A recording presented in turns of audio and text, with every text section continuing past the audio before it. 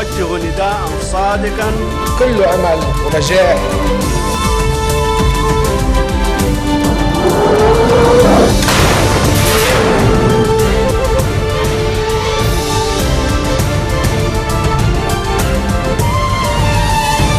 Good afternoon. You're watching the English newscast here on Future Television. I'm Linda Timothy. Today's top stories.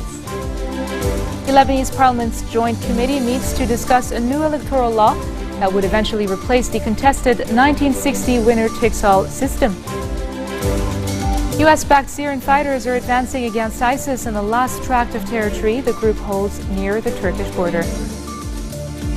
And a French search vessel picks up signals presumably from the black box of the crashed Egyptair passenger jet. Parliamentary joint committees have continued discussions on finding a new electoral law that would replace the contested 1960 majoritarian system, as Parliament's Deputy Speaker Farid Makari expressed hope that work will be finalized in the coming weeks. Change and Reform bloc officials have proposed to raise the number of MPs to represent the Lebanese diaspora, as Lebanese abroad still cannot vote during elections. Aoun, whose bloc has been rallying behind a proportional representation system with Lebanon as one constituency, said such a system was best to represent all minorities.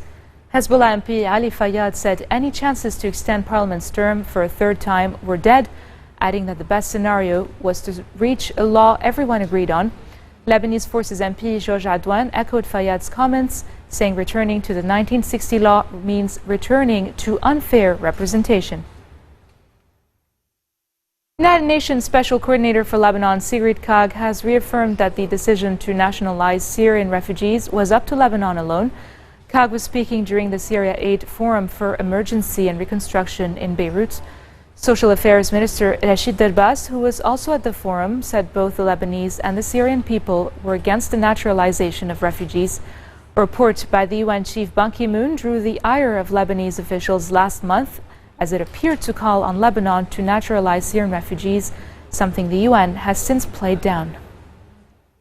These supports, of course, sometimes at time of political fragility, insecurity, we realize there is always a risk of misunderstanding, and I'd like to underscore the importance of nuance in the debate. But I'd need to restate what the Secretary General has written very clearly to the Foreign Minister, Minister Bassil, in January.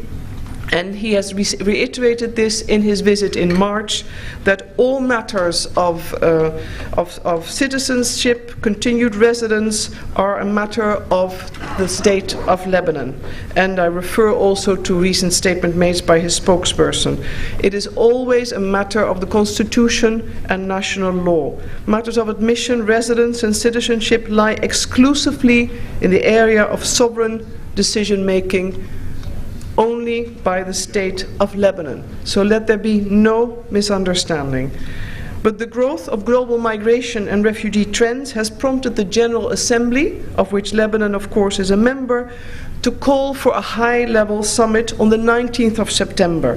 And we hope that the report and ongoing discussions being prepared in New York and co-led now by Jordan as well as Ireland will produce not only a very dynamic dialogue and discussion on the 19th of September amongst member states, with a call to action and recommendations produced by member states and submitted to the General Assembly for consideration and decision.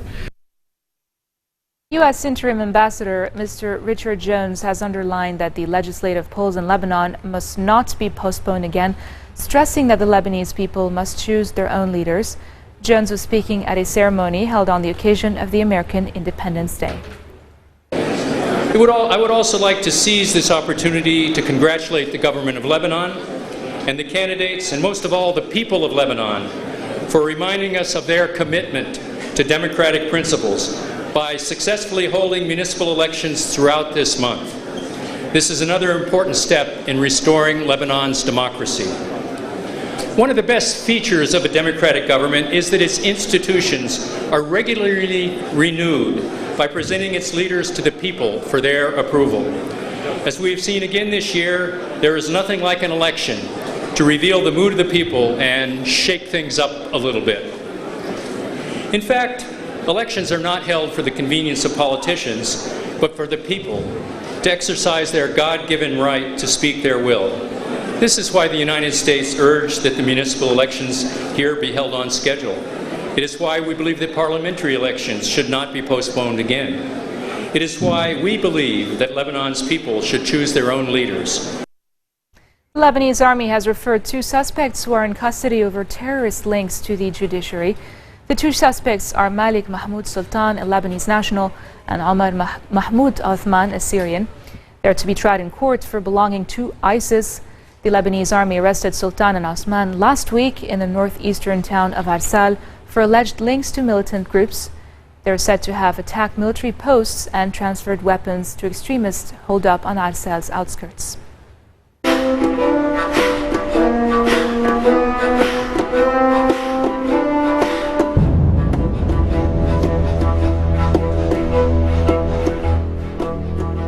US-backed Syrian fighters are advancing against ISIS in the last tract of territory the group holds near the Turkish border.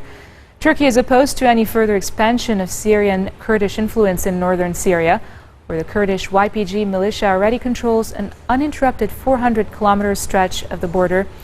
US-led airstrikes have killed 15 civilians, including 3 children, near Manbij in the last 24 hours.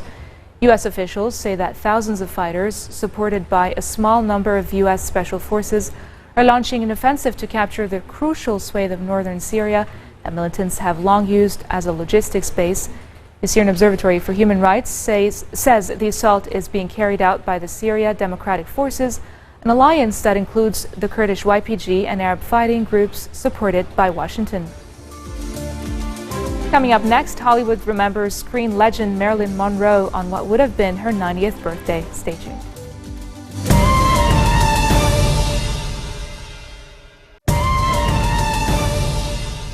Welcome back. Iraqi forces are facing tough resistance on the outskirts of Fallujah as they attempt to retake the key city held by the Islamic State of Iraq and the Levant armed group. Lieutenant General Abdul Wahab al-Saadi, the commander of the operation, said ISIL fighters launched a fierce counterattack on Namia, a suburb south of Fallujah, early on Tuesday, before the armed group was repelled.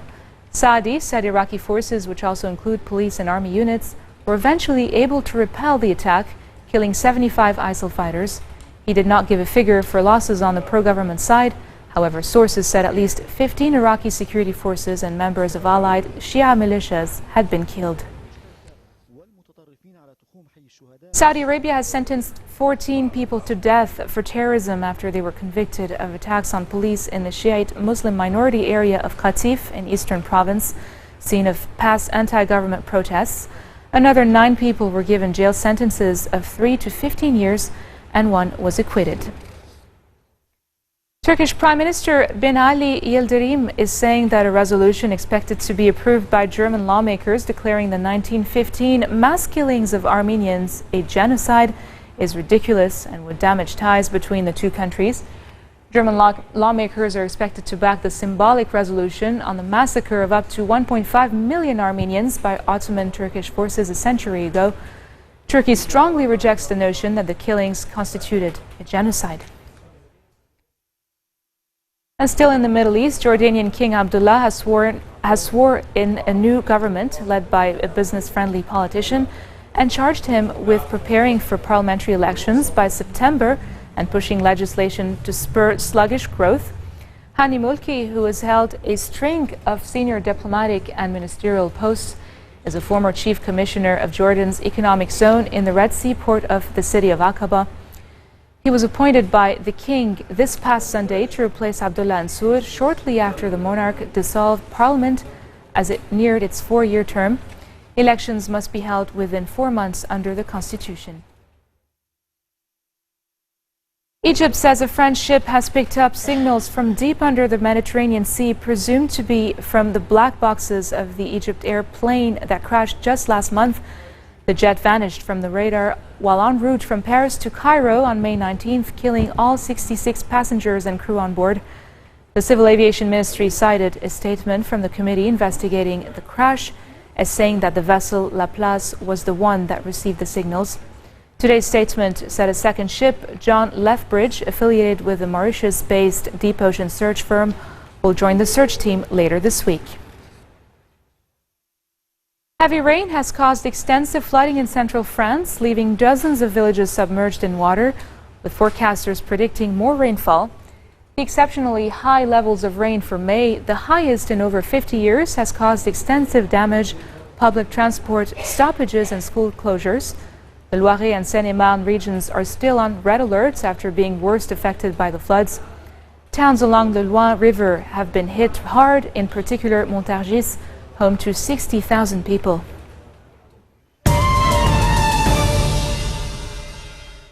Hollywood screen legend Marilyn Monroe would have celebrated her 90th birthday today, and over half a century after her death, the star's allure has never been stronger.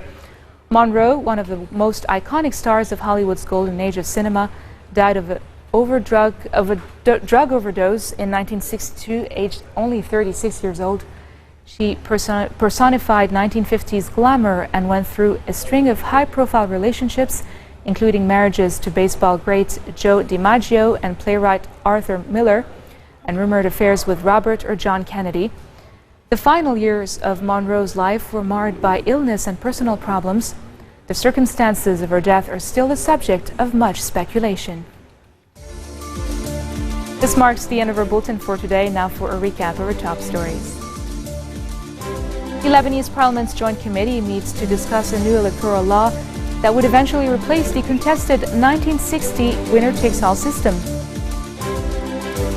US-backed Syrian fighters are advancing against ISIS, the last tract of territory the group holds near the Turkish border. And a French search vessel picks up signals presumably from the black boxes of a crashed Egyptair passenger jet. Those are your top stories for today. I'm Linda Tamim signing off.